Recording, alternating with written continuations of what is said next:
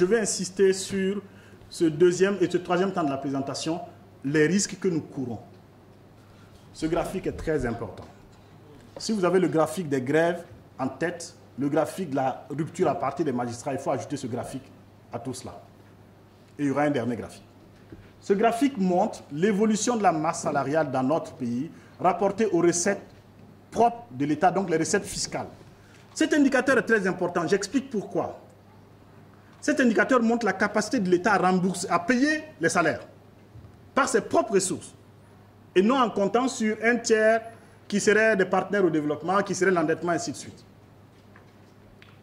Et cela, cet indicateur a été relativement bien gouverné depuis la Haute-Volta. Et cela explique que le Burkina Faso n'a jamais connu, en tout cas de façon générale l'administration, des retards de paiement de salaire, des arriérés de salaire de fonctionnaires. Ce qui n'est pas le cas dans beaucoup de pays beaucoup mieux dotés que nous. Deuxièmement, cet indicateur était à ce niveau dans les années 90, c'est-à-dire plus de 60%, plus de 70% des recettes propres de l'État servaient à payer les salaires.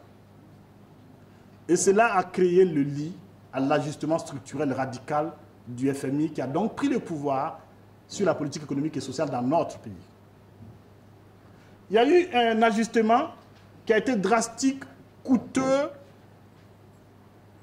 je ne vais pas dire plus, mais on pourra en dire tout à l'heure, et qui a permis de ramener cet indicateur à ce niveau-là. Ce qui nous inquiète, ce n'est pas les 51,60% seulement, qui montrent que la moitié des recettes de l'État paye les salaires et les traitements. Ce qui nous inquiète, c'est la tendance raide. Parce que ceux qui font statistiques, si vous faites une courbe de tendance, si ça va être un truc comme ça veut dire que dans 2-3 ans, on peut être dans la situation des années d'ajustement structurel. Nous lançons un appel à comprendre la situation actuelle. Cela n'est pas un jugement de comptabilité, de responsabilité, mais cela montre que collectivement, nos finances publiques sont dans la situation actuelle. Les données sont celles de la BCAO, l'année statistique de la BCAO, que nous avons compilée. Vous pouvez trouver ces données sur bcao.int. Dernier graphique que je souhaiterais vous montrer, c'est celui de l'investissement public. C'est la plus mauvaise nouvelle des finances publiques burkinabées depuis longtemps. Notre capacité à investir est faible et s'est affaiblie. Qu'est-ce que cela veut dire? On a ici le taux d'investissement rapporté au PIB qui montre que là également, le niveau auquel nous sommes est un niveau comparable au niveau des années 90, début des années 90. Qu'est-ce que cet indicateur veut dire? Il veut dire que le Burkina Faso n'est pas en capacité de satisfaire la demande socio-économique de la population qui est essentiellement une demande d'investissement. Vous voulez des hôpitaux? Il faut investir.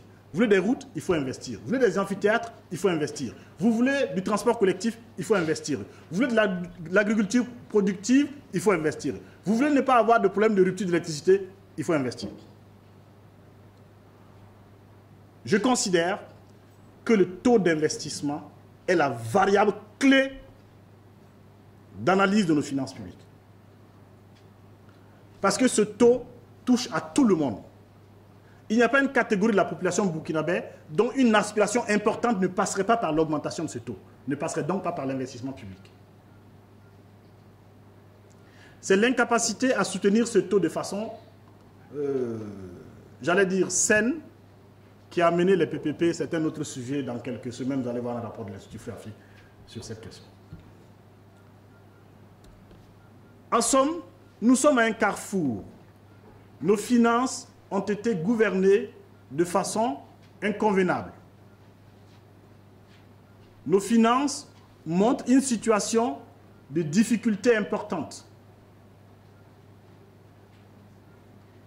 Il nous faut trouver les voies et moyens pour rétablir la situation, c'est-à-dire réarmer la gouvernance pendant qu'il est encore temps, pendant qu'ils ne sont pas encore dans le précipice.